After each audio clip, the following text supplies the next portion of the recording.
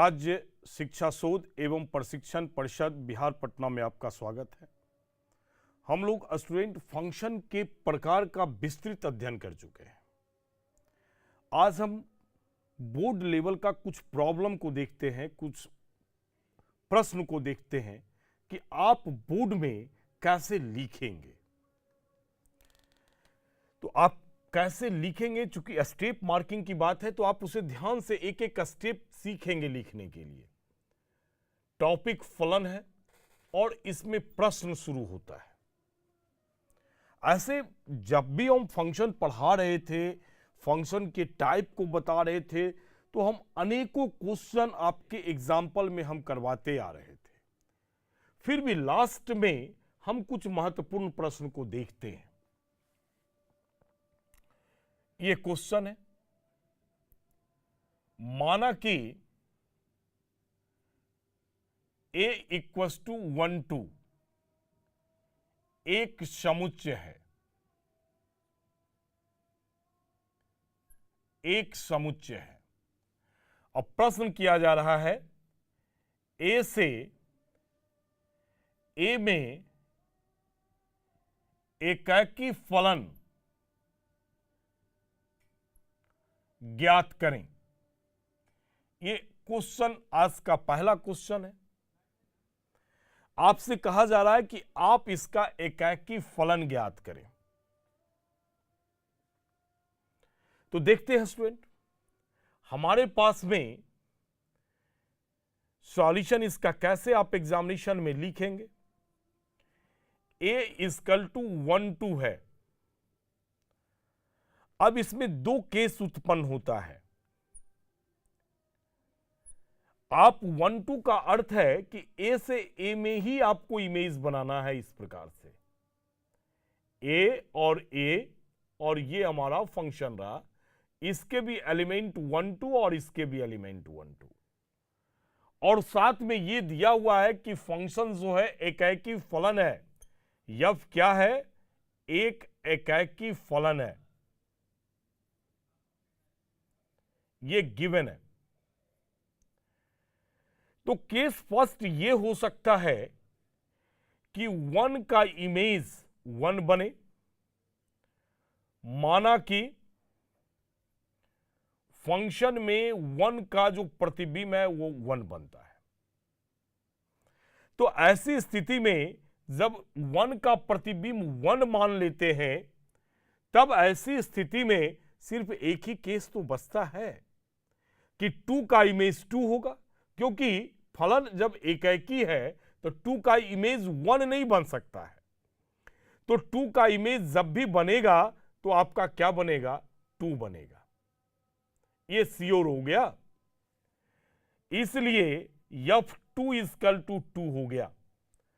तो इस सिचुएशन में जो f होगा वो क्या होगा? 1 का इमेज 1 और 2 का इमेज 2 बनेगा। इस प्रकार से अब आपसे पूछा जाए केस सेकेंड, इसका देखेंगे। अगर हम मानते हैं, माना कि 1 का जो प्रतिबिंब है वो 2 है, मतलब अब ये सिचुएशन आ गया हमारे पास स्टूडेंट। ये a और ये a, ये फलन है 1 2 1 2। 1 का प्रतिबिंब 2 बन रहा है। तो इसका अर्थ है अब सिर्फ एक ही केस पॉसिबल बचता है कि 2 का प्रतिबिंब हमारे पास में 1 बनना चाहिए। इसलिए 2 का प्रतिबिंब जो है वो 1 बनेगा, और इस केस में जो हमारा मैपिंग तैयार हुआ वो 1 2 होगा और 2 1 होगा। इस प्रकार से ये दोनों फलन हमारा एकाकी फलन है। ये दोनों फलन हमारा एकाकी फलन हो गया। दूसरे एग्जाम्पल को देखते हैं। अब आपसे इस प्रकार का प्रश्न पूछा जाए कि माना कि a इक्वल टू ABC तथा b equal to c d, ये तो F 1C BC और CD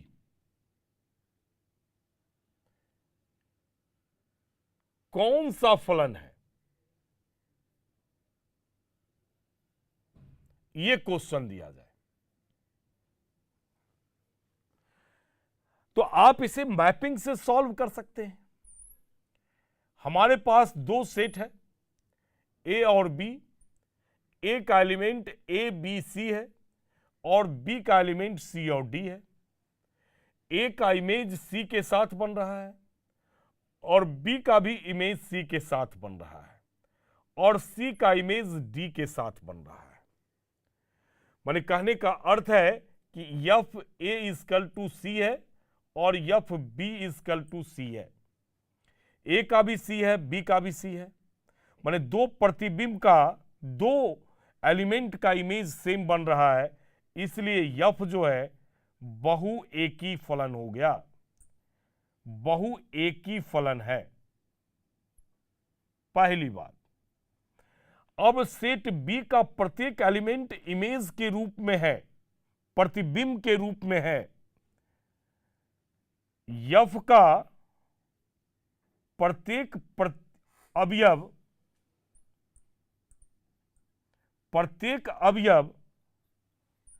प्रतिबिंब है, माने ए का प्रतिबिंब है कहने का अर्थ है। इसलिए एफ क्या हो गया, हमारे पास आच्छादक फलन हो गए।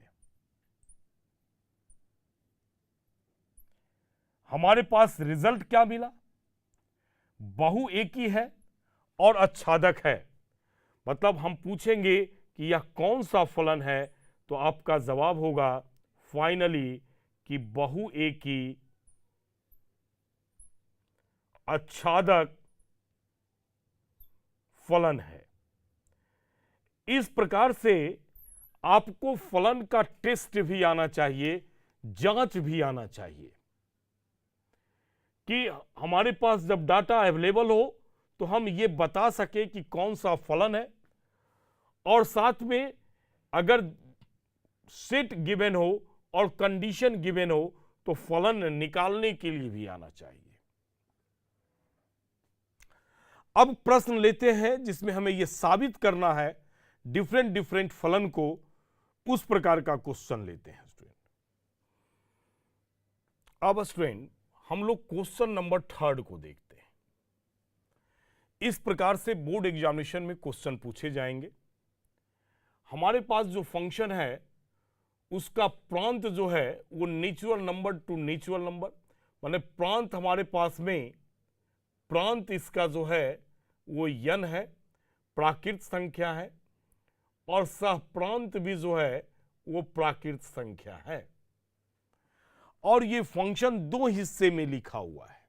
fn equal to n plus 1/2 यदि विषम संख्या है और n/2 यदि सम संख्या है।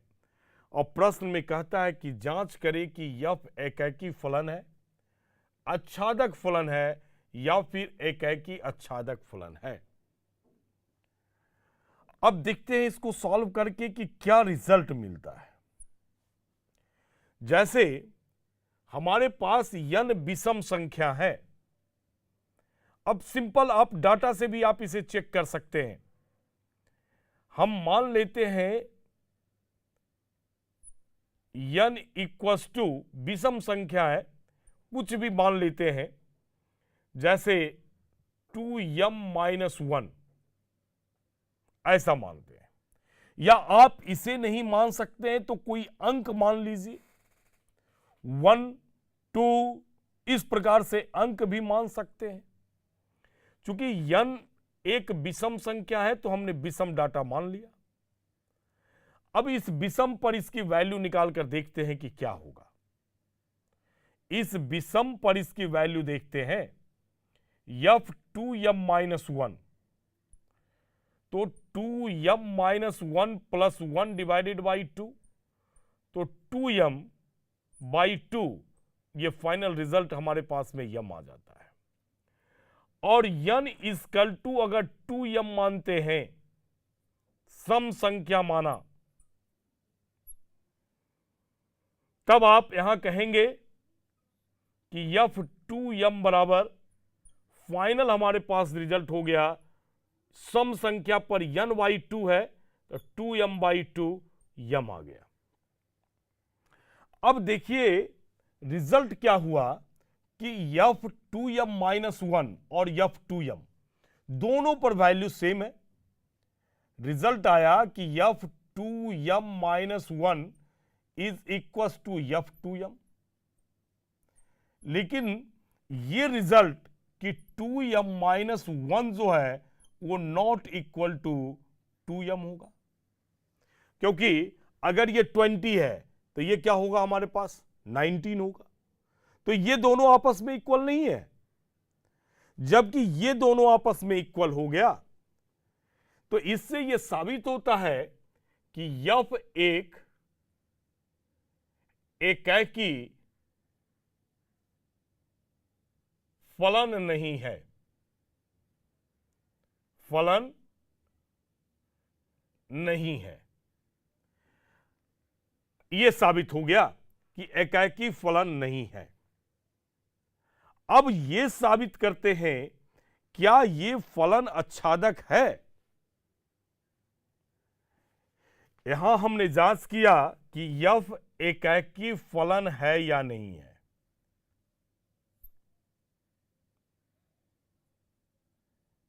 या नहीं है,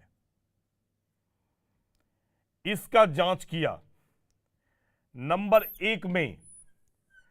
अब हम जांच कर रहे हैं कि f एक आच्छादक फलन है या नहीं है।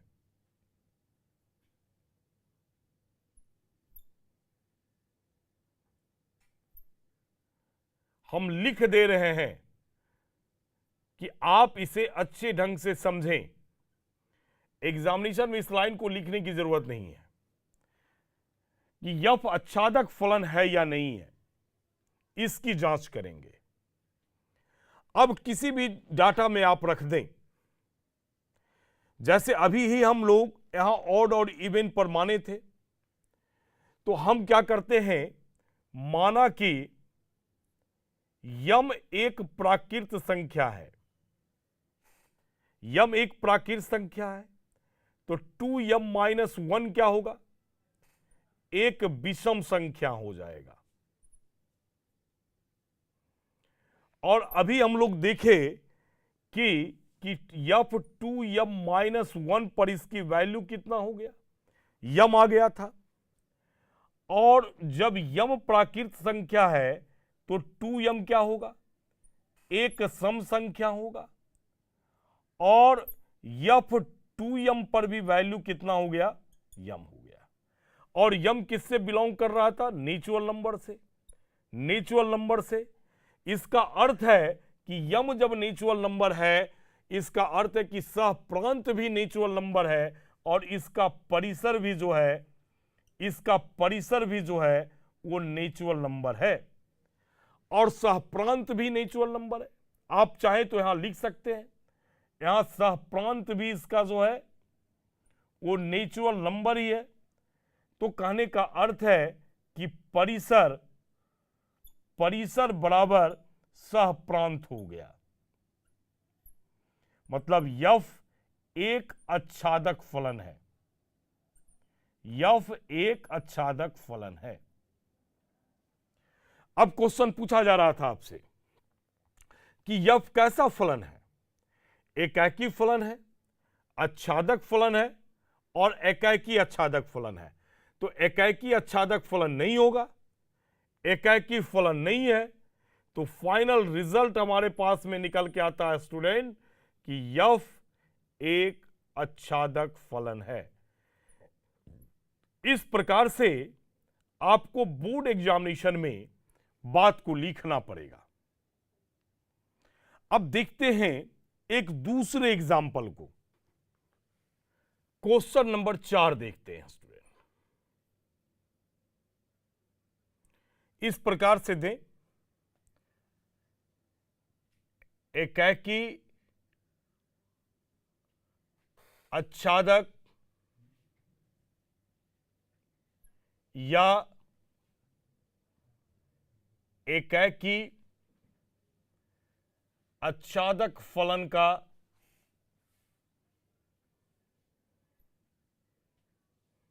जांच करें। यह प्रश्न आपके सामने दिया। इसमें नंबर 1 दे देते हैं, F natural number to natural number, जो F x equal to x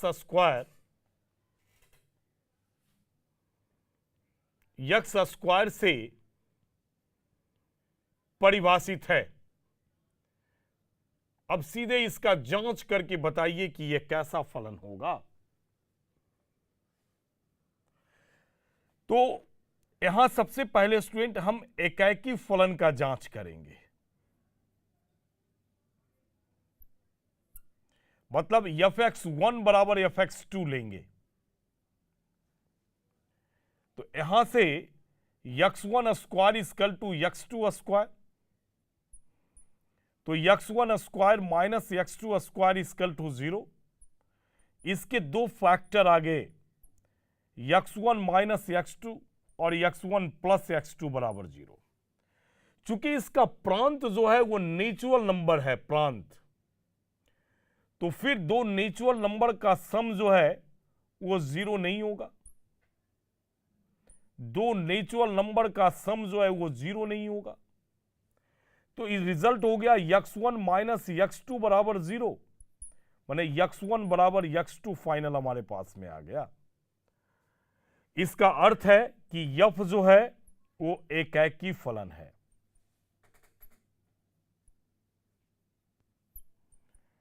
अब इसका हम लोग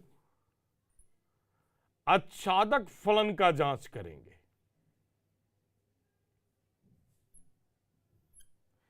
अब देख रहे हैं कि इसका प्रांत जो है वो नेचुरल नंबर है, माने 1 2 3 4 इस प्रकार से है,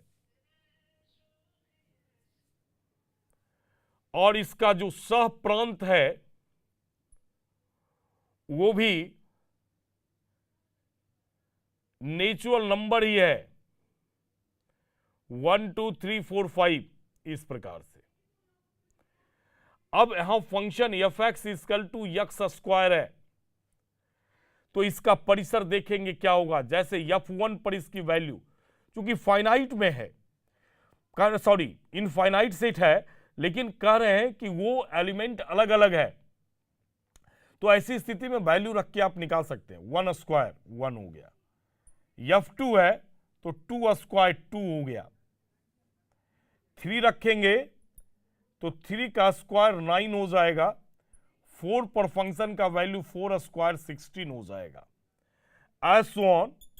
तो इस प्रकार से हमारे पास जो y का मान आया, परिसर आया 1, 2 का स्क्वायर 4 है, 2 लिखा गया था, 4 9 16 एज ऑन आएगा। तो देखिए कि यहां जो परिसर है वो सह प्रांत का, यहां जो परिसर है वो सह प्रांत का सबसेट हो जाता है। यहां जो परिसर है वो सबसेट हो जाता है सह प्रांत का। इसका मतलब कि यह आच्छादक फलन नहीं है। यफ आच्छादक फलन, आच्छादक फलन नहीं है। तो एकाकी फलन है लेकिन वो आच्छादक फलन नहीं है। तो इस प्रकार से स्टेप बाय स्टेप जो हम आपको टेस्ट करने के लिए बताए हैं उसके हिसाब से आप टेस्ट करेंगे स्टूडेंट। एक और प्रश्न को देखते हैं। अब ये क्वेश्चन नंबर आज का 5 है स्टूडेंट। ये मैपिंग दिया हुआ है, एफ जो है मैपिंग है A cross B to B cross A का, और ये फंक्शन दिया हुआ है A B equal to B A का। अब यहां क्या करते हैं कि मान लेते हैं, माना कि चूंकि x1 की बात करते हैं तो x1 बराबर ए बी ऑर्डर पेयर तथा x2 बराबर सी डी ऑर्डर पेयर। अब ध्यान देंगे यहां ए और सी जो है वो सेट ए से बिलोंग करेगा, प्रांत ए क्रॉस बी है, और सी भी सेट ए से बिलोंग करेगा, बी जो है वो हमारा सेट बी से बिलोंग करेगा, और डी जो है वो भी सेट बी से बिलोंग करेगा। अब हमें रखना क्या है, f x one equal to f x two लेना है। हम अपने थ्योरी पर ले आए, यही हमारा थ्योरी है। एफ एक्स वन बराबर एफ एक्स टू लेंगे। हम एकाएकी फलन को जांच कर रहे हैं, टेस्ट कर रहे हैं। किसका जांच कर रहे हैं? एकाएकी फलन का जांच कर रहे हैं स्टूडेंट। चलिए यहां लिख दे रहे हैं, एकाएकी फलन का जांच कर रहे हैं। तो यहां एफ और ये रखेंगे x1 बराबर, तो ये ऑर्डर पेयर ए बी हो जाएगा और ये ऑर्डर पेयर सी डी हो गया। फंक्शन क्या करता है, ए बी को बी ए कर दे रहा है, मतलब ये फाइनल हो गया बी ए ऑर्डर पेयर और ये हो गया डी सी ऑर्डर पेयर। लेकिन ये बी क्रॉस ए से एग्जिस्ट कर रहा है स्टूडेंट। इसका अर्थ है कि ये बी और ये डी हमारा सेट बी का एलिमेंट है। यही लिख दे रहे हैं, बी और डी दोनों हमारा सेट बी से एग्जिस्ट कर रहा है, और जबकि ए और सी जो है वो सेट ए से बिलोंग करेगा। तो ये ऑर्डर पेयर हमारे पास में है। ऑर्डर पेयर का डिफिनेशन है बी इजकल टू, फाइनल क्या हो जाएगा, बी इजकल टू डी तथा ए इक्वल टू सी हो गया। इसे हम ए इक्वल टू सी तथा बी इक्वल टू डी लिख सकते हैं। फिर इसे हम ऑर्डर पेयर में लेते हैं, इतना इक्वल टू इतना लिखे थे, ये चेंज किए तो इसे लिख सकते हैं a b order pair is equal to, a b order pair is equal to c d. A b order pair is equal to c d, और ए बी हमारे पास में x1 है। रिजल्ट हो गया x1 बराबर x2, मतलब F हमारे पास में एक एकाएकी फलन है। यफ एक एकाएकी फलन है। अब दूसरे पार्ट की बात करेंगे, आच्छादक फलन की बात करते हैं और ये जांच करके देखते हैं कि फलन आच्छादक है कि नहीं। अब आच्छादक फलन में हम मान लेते हैं, माना कि y equal to order pair B A, और ये जो बी ए है वो कहां से बिलोंग करेगा, बी क्रॉस ए से। ये जो बी ए है वो बी क्रॉस ए से बिलोंग करेगा, मतलब कि यहां जो है ये जो बी है वो सेट बी का मेंबर है तथा यहां जो ए है वो सेट ए का मेंबर है।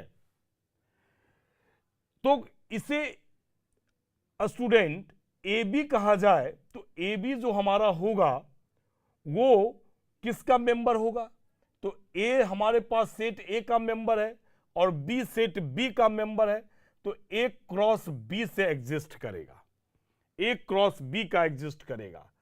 और इस डिफिनेशन का जो परिभाषा है उसके हिसाब से हमारे पास आता है F A B equal to, F A B equal to B A, F A B equal to B A. इसका अर्थ है कि हमारा परिसर और साथ में परिसर के साथ में जो सह प्रांत बी क्रॉस ए है, सह प्रांत ये आपस में इक्वल हो गए। जब इक्वल हो गए तो एफ हमारे पास में एक आच्छादक फलन हो गया। ये प्रश्न बहुत ही इंपॉर्टेंट है, आच्छादक फलन है। रिजल्ट हो गया कि एकाएकी फलन है और आच्छादक फलन है। इसका मतलब हो गया, अंत में फाइनल रिजल्ट के रूप में लिख देंगे कि अतः एफ एक